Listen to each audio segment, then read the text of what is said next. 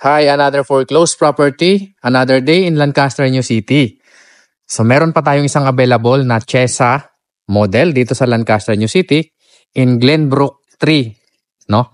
So single attached po ang property na ito sa mga naghahanap ng mga Chesa model sa Lancaster dahil wala na sa developer.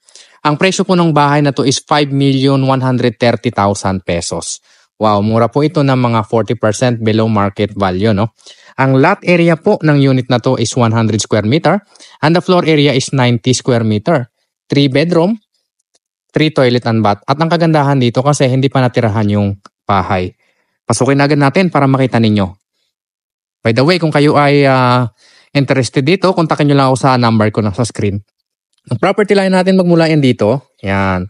Hanggang dito po sa firewall ng kapitbahay. 90 ang floor area, ang lot area is 100. Ito po ang ating carport, kasya dyan ang isang sasakyan. Ito naman yung magiging lanay ninyo dito sa area na yan. So medyo may mga halaman lang, no? Dito sa gilid na to, may space kayo dito. Pwede nyo pang gawing garahe ng e-bike o motor o kung ano man yung pwede nyo gawin. Ito naman yung likuran na part, hanggang dito pa po yung property line ninyo. Maluwag po ito, pwede nyo siyang gawing laundry area or dirty kitchen, no? Pabubungan nyo na lang itong part na to. Maayos pa yung unit na to kasi hindi pa po ito natitirahan since na-turnover ng developer sa previous owner.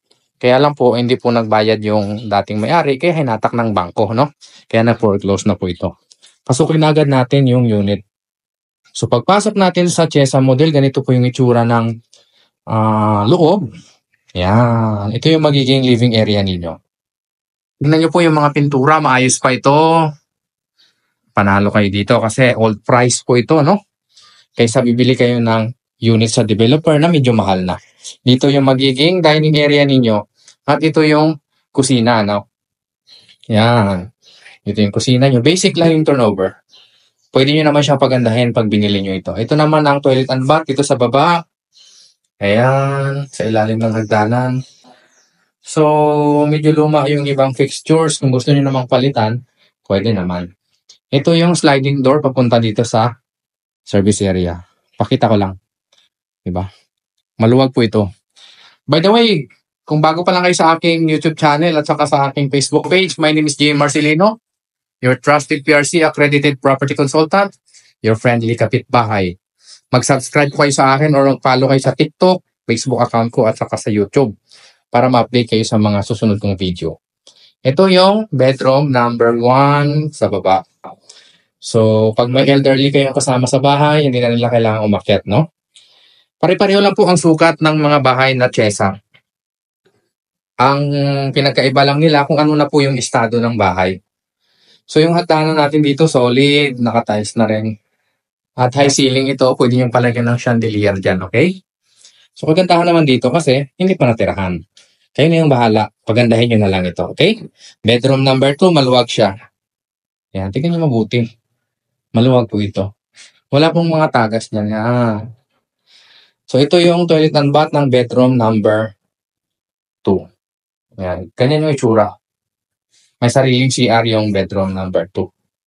At ito naman yung master bedroom. May sarili din itong CR. Okay? So, maluwag po ito. Tingnan nyo yung mga kisame, wala pong tagas na tubig yan. Yan, di ba? Ganyan yung itsura. Ito yung toilet and bath.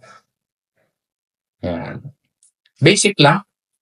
So, pag binili nyo ito as is where is, since ito ay foreclosed property ng bangko, pagandahin nyo talaga ng bahay, no? Bago nyo siya tirahan. Mas makamura kayo kapag foreclosed ang binili ninyo. May provision for window type na aircon. At may sliding door papunta sa balcony. Yan. Ito yung itsura ng balcony. Malaki ang balcony nito. Ganyan yung itsura. At yung tapat ng bahay dito is yung park. Kung may anak kayong gusto maglaro sa hapon, pwede dito kasi open space yung harapan. Makapaglaro yung mga bata, no? Kung gusto nyo mag-inquire sa property na ito, kontakin nyo lang po ako. Nasa screen ko lang ang number. Paunahan ng mga foreclosed property natin dito sa Lancaster, New City. Dahil mura lang ito, okay?